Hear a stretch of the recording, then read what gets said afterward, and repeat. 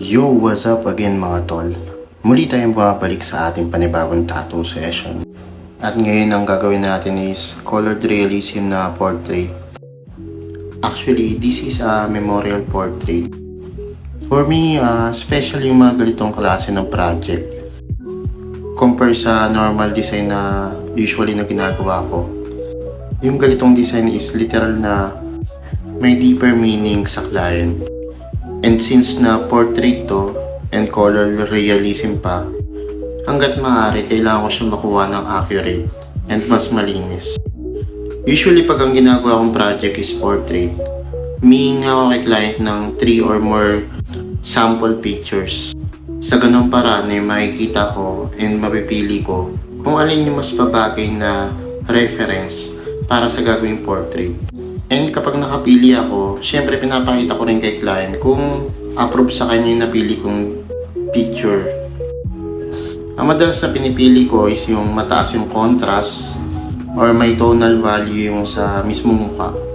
Pero pag mga ganitong portrait, which is mga baby pa yung gagawing portrait, mas mahirap siyang gawin compare sa mga portrait ng matatanda. Kasi pag mga portrait na katulad nito, baby, is wala siyang mga wrinkles. Kung may tonal value man siya, mas less siya kumpara sa mga picture na mga matatanda. Mas smooth yung mukha ng mga baby. Kaya ginagawa ko bukod sa pagpili ng magandang picture is na-adjust ko yung contrast.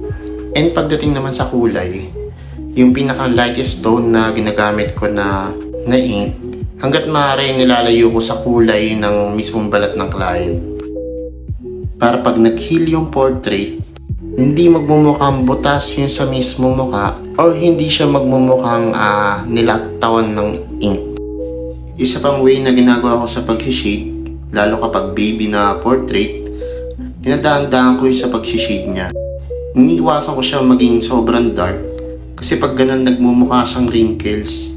So, ang magiging result niya, yung portrait magmumukhang matanda at lalayo na siya sa mismong reference.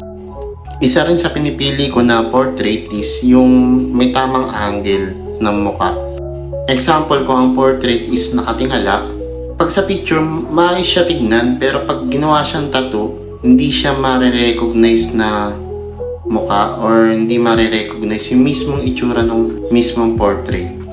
Sa madaling salita, mas maganda yung angle na may kilala mo kung sino yung mismong portrait.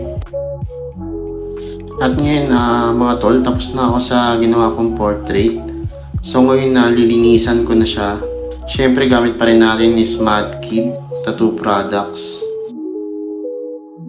And mga tol, ito na nga pala yung kinalabasan ng ating ginawang portrait.